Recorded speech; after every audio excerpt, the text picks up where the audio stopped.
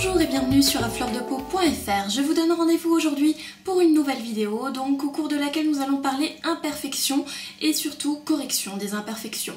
Donc voilà, c'est vrai que beaucoup d'entre vous me demandent par exemple comment cacher boutons, cernes et autres imperfections. Donc il est grand temps que je vous fasse un petit topo là-dessus et bien entendu ça va comprendre pas mal de théories.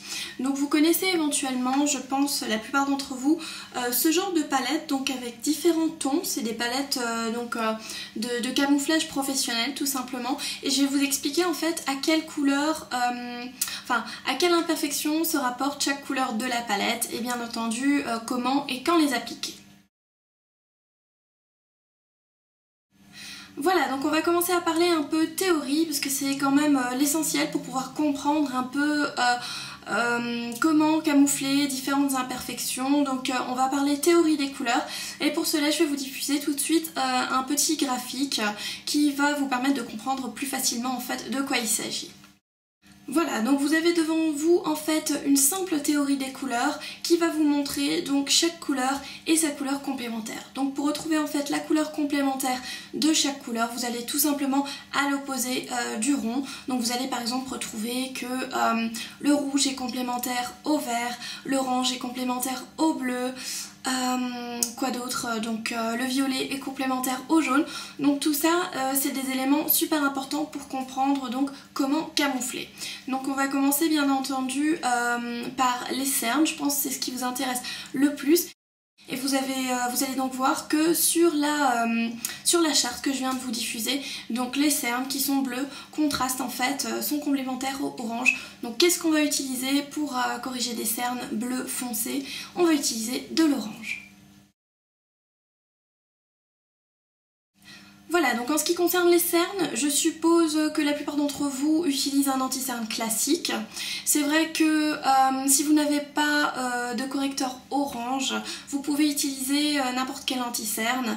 Mais si c'est donc pour corriger les cernes, utilisez de préférence un anti-cerne avec des particules irisées, telles que la touche lumière de chez Yves Saint Laurent ou par exemple la variante de chez MAC qui est le Prep and Prime Highlighter. Vous allez avoir d'autres alternatives, mais la meilleure franchement pour corriger donc des cernes bleutées et prononcées, c'est donc d'utiliser une couleur orange. Donc là je vous montre une palette Make Up Forever qui est la 5 crème de camouflage en teinte numéro 5, qui est la teinte professionnelle. Vous en avez d'autres avec des couleurs un peu moins funky, mais ça c'est vraiment la meilleure. Donc voilà, vous pouvez utiliser cette teinte orangée aussi chez Make Up Forever, c'est la seule référence que j'ai en tête. Vous pouvez l'utiliser séparément, mais achetez donc toute la palette parce qu'elle subviendra vraiment à tous vos besoins de correction. Donc étant donné que c'est une crème compacte, on va utiliser un pinceau en fait donc synthétique comme celui-ci qui est le Domed Shadow Brush, si je ne me trompe pas, Deluxe Squeeze Brush pardon, des sœurs Pixie Woo, donc qui est assez dur et qui va faire vraiment un super travail pour appliquer cet anti-cerne. Donc je vais en prendre et n'ayez pas peur d'en avoir sur le pinceau. Donc la couleur se voit, mais si vous la travaillez correctement, donc dans le cerne ça ne va pas se voir. Déjà je pense que là à la caméra ça va très peu se voir, mais je peux vous garantir que l'effet, et là ça va vraiment effacer le bleuté, donc ici vous le voyez très légèrement, je vais le retoucher tout de suite, vous allez voir quelle différence ça fait. Voilà, donc comme vous pouvez le constater plus ou moins à la caméra j'imagine, l'aspect bleuté du cerne est donc parti, et il ne faut pas avoir peur en fait d'avoir après une tronche entre guillemets orange, parce que vraiment ça va correctement s'estomper si vous utilisez un bon pinceau. Je suppose qu'au doigt aussi ça devrait bien faire l'affaire, mais ça c'est vraiment super pour corriger vos cernes donc bleutées. Et si vous n'avez pas donc envie d'acheter une palette Make Up Forever ou d'acheter un produit orange, utilisez tout simplement un rouge à lèvres à tonalité donc orangée. Là j'ai par exemple le Sea Sheer de chez MAC, bon il serait pas parfait, je crois que le meilleur c'est le rouge à lèvres Morange.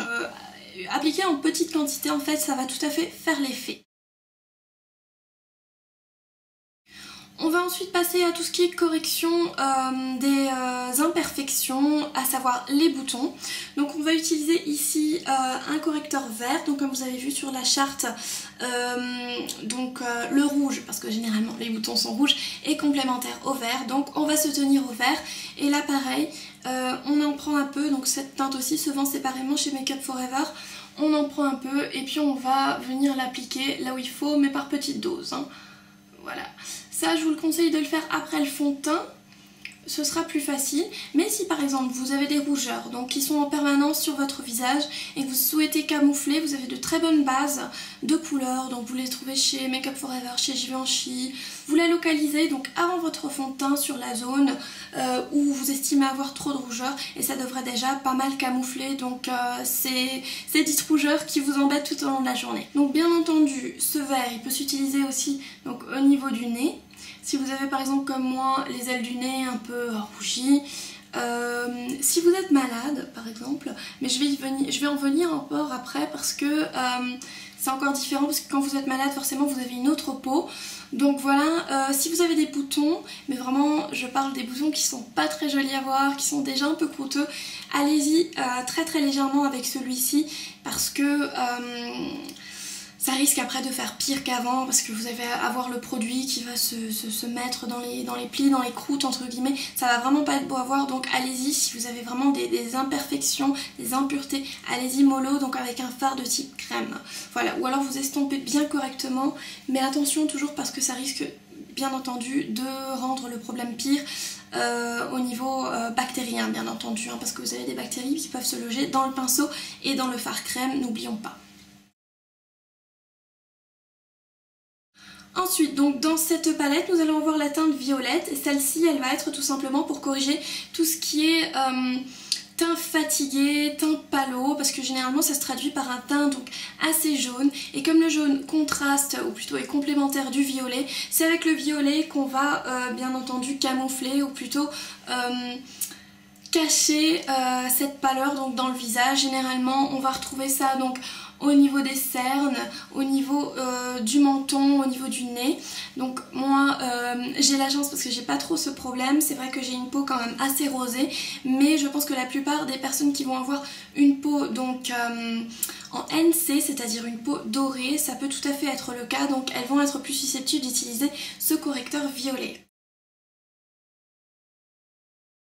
Alors maintenant nous allons bien entendu discuter donc la texture de l'anti-cerne, car comme vous le savez on a donc différentes textures. On va avoir par exemple la texture compacte, donc qui sera ici le Studio Finish Concealer de chez MAC. Vous allez avoir donc d'autres anti-cernes hein, du même type qui vont être compacts, donc crémeux, et vous allez avoir donc les anti-cernes liquides qui vont être comme par exemple ici le Moisture Cover de chez MAC ou ici le Mineralized Concealer de chez MAC. Donc il est vrai, on entend souvent que les correcteurs compacts ont une couvrance qui est bien supérieure à celle des correcteurs liquides, des anti-cernes liquides. Donc c'est la raison pour laquelle beaucoup de personnes qui ont vraiment des problèmes de peau, des problèmes d'acné, vont se rabattre sur ce genre d'anti-cernes, donc pour bien pouvoir camoufler tout ça. Après il faut bien faire attention. Donc je vous avais dit avant, si vous avez des boutons, vous pouvez les camoufler s'ils ne sont pas trop en éruption si j'ose dire. Vous pouvez les camoufler avec le camouflage, avec la crème de camouflage verte. En revanche, si effectivement vos boutons sont déjà à un stade avancé, ont formé des croûtes, c'est vraiment devenu une pore, à ce moment donné, évitez à tout prix de mettre cet anti-cerne à la truelle. Parce que ça va tout simplement être très mauvais d'un niveau hygiénique déjà pour commencer, et après bien entendu d'un niveau esthétique ça va se voir. Mais il faut savoir donc ce qu'on préfère. Voilà, donc soit effectivement vous vivez avec votre acné et vous essayez donc de ne pas vous mettre du produit à la truelle pour préserver un peu la santé de votre peau, ou effectivement d'un point de vue esthétique vous rajoutez de l'anti-cerne tous les 5 minutes.